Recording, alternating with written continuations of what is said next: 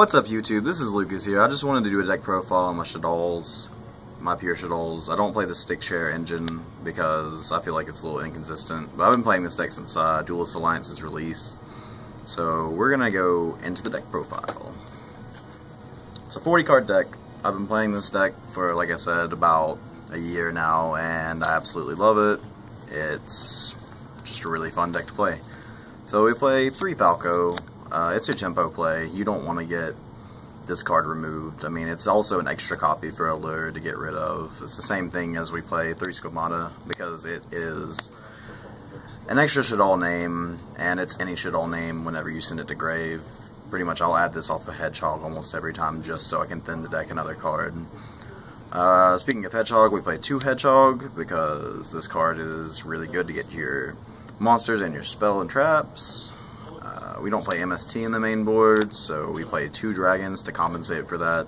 It's also more Shaddoll monsters because you'll find yourself in the late game running out of Shaddolls eventually, especially with Shaddoll Fusion, and you want to just have some Shaddolls in the deck.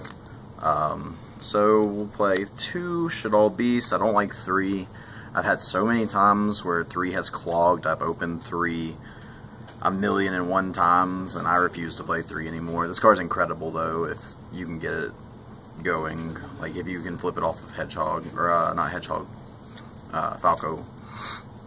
But that's it for the Shaddolls. We play a total of 12 Shaddolls. For the non-Shaddoll monsters, we play Triple Mathematician, because he's a floater, and he gets your main combo going, which would be send Squamata, send Falco, set Falco, combo from there.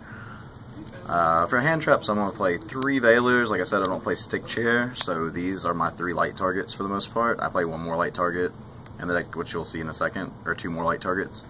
But this card's really good. It gets over Trish, it gets over silly plays like someone tries to cast Deluge thing, or it gets over Exciton Knight, anything like that, because we play traps and we don't want our board, our established board, to be broken.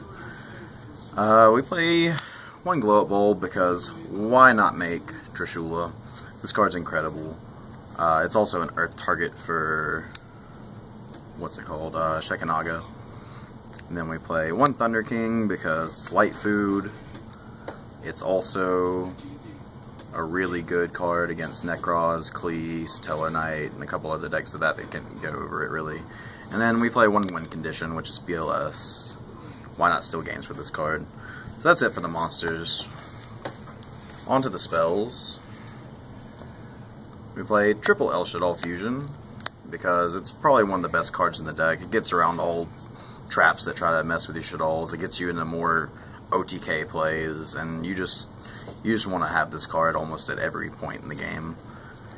2 Shaddoll Fusion. I cut this down to 2 because I felt like there weren't many extra deck decks out there right now that were really prominent, other than like the Mirror Match and I guess the Teller Knights. But this card is still really solid. I just don't want to open too many green cards and no orange cards. So for the 1-ofs, we play 1 Foolish Burial, 1 Allure of Darkness, 1 Soul Charge, because why not make a Trish, 1 Mind Control on the main board, because it's a blowout in the Mirror Match, and it gives you extra Synchro plays and fusion food for the most part, 1 Raigeki, and 1 Book of Moon. So that's it for the spells. On to the traps. We play Triple Sinister Shadow Games because it's a Foolish Burial during your opponent's turn that flips a monster. Why would you not like this card? I understand people think this card is slow, but it keeps your momentum in the game. This card literally gives you a 1-up on your opponent. If you have, say, a set Falco, you can mill a beast and bring the beast back with the Falco, or you can mill a dragon and pop a back row and then bring the dragon back with Falco. Most of the time this combos with Falco incredibly. If you open this in Falco, you should win. 1 Bottomless Trap Hole because we don't like Klee. 1 Torrential Tribute because it's a massive blowout against some decks. I mean, it's a massive blowout against most decks. What am I even saying? 1 Ring of Destruction is an incredible spot removal. Sure, it costs a little bit to use it, but it's still incredible. 1 Shaddoll Core to get into a Noyatilis, and also sometimes you just don't have the other attribute that you need for fusing in this deck, so you want to play the 1 Core. And the one emptiness, because emptiness. And that's it for the main deck. On to the extra deck.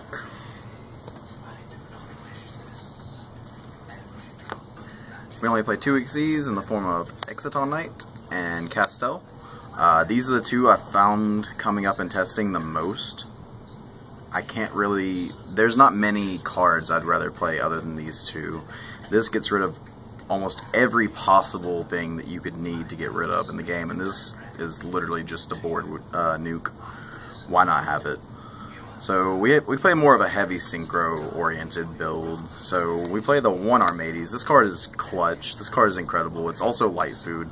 For the most part, if you resolve this against, say, Burning Abyss, Shaddoll, or anything that sets their monsters, this card is incredible. This card can get around trap-heavy decks and anything like that. Black Rose, why not nuke the board? Moonlight, I almost want to cut this for a Winda, but this card's incredible in the mirror match. But Winda's also win condition against half the decks in the meta right now. 1 Trishula, because yay, she's back. 1 Leo, because this card's incredible against Burning Abyss, and it's just a 3100 beat stick whenever you need it. 1 Starry Deer, because we don't want to lose to towers.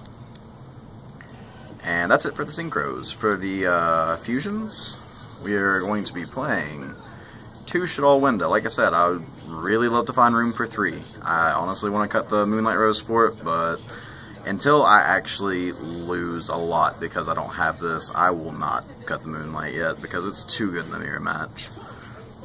3 Shaddoll Construct, because why? This is the bread and the butter of the deck. You summon this, and it literally gets your entire deck moving. Like, you summon this and you should start to win. Unless they have, like, instant outs to it, which is often, but not as often with El Shaddoll Fusion. Then we play 1 Shekinaga. It gets over Trishula. It's a 3k ass when they don't have anything to get over it, and it's all around just a good card. It's Trap Hole Nightmare on legs. And who doesn't want that? You get pluses off it for sending the Shaddolls as well. And then for the last, we play the 1 Anoyatilas. Really good against Necros. I don't think it's really good against anything else but Necros, but you play the 1 because the Necros matchup is pretty bad, unless they just terribly brick. But that's it for the extra deck. We'll go straight into the side deck. For the side deck, play double Maxi. I'm considering playing 3 of this because of Burning Abyss, but at the same time, I feel like 3 would clog, and I'd honestly rather have the 1 Veiler and the 2 Maxis in deck if I'm playing against them game 2. But this card's incredible against Burning Abyss and a couple other decks, like Ritual Beast and Stellar Knights, stuff like that. We play 2 Denko Sekka. We want to blow out cards that say summon monster set 5 pass. Stellar Knight, cough cough. But we don't like back row, and we want to win as fast as possible with this deck.